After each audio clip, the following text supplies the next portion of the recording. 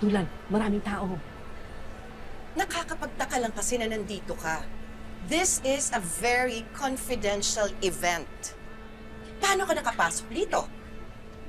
Unless... Tama ka. Nandito nga ang anak ko. At anong gagawin ng anak mo dito?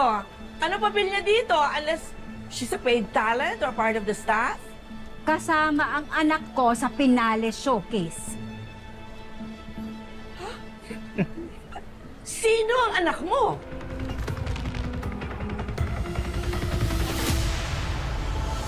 Oh my gosh! Anak! Ray, nakarating ako kayo. Sabi ko, hindi ko palalampasin to eh. Sige, sige po. Sige. Okay lang.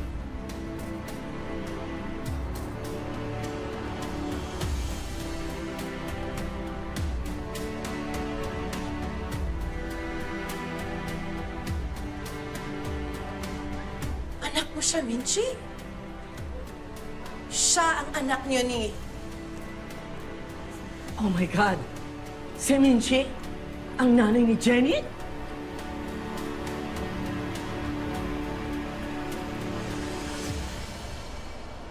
Oh, wow! What a surprise! Alam mo, ang liit talaga ng mundo ng industriyang ito. Who would have thought na posibleng magsama ang mga anak ng dalawang Rosabellas sa bubuhay kong grupo, di ba? Can I now take away the spotlight from you? Pero bago yun, mag-take 5 muna tayo. Meron kami mga food and beverages na hinanda para sa inyo. May ayusin lang kami sa music. Come on!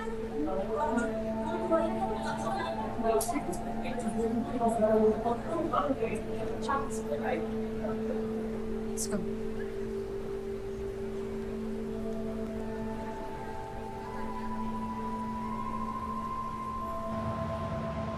Ikaw palang mother ni Jenny.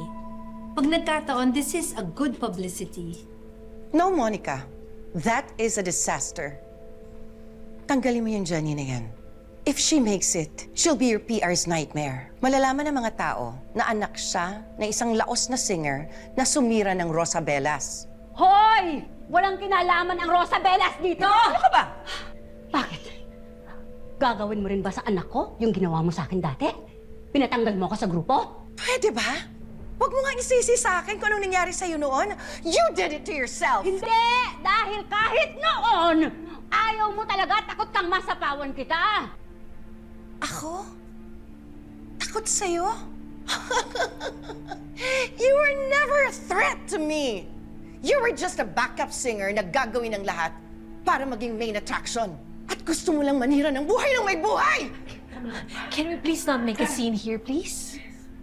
Kung gusto mong manahimik ang event na ito, get rid of that Jenny. Oh, kala ko ba wala kang kinatatakutan? Bakit ngayon ganyan ka? Parang takot na takot ka sa anak ko. Dahil kilala kita. Alam ko kung anong kaya mong gawin. Para sirain ang anak ko at ang grupo. Katulad nga ng sinabi nila, kung ano yung puno, yun ang bunga. So Monica, tell me, gusto mo ba na masira yung grupo na binubuo mo? Katulad ng nangyari sa Rosabellas? Hindi pa nga nabubuo ang P-pop group. Inaanay na. Walang hiya! Ano ba?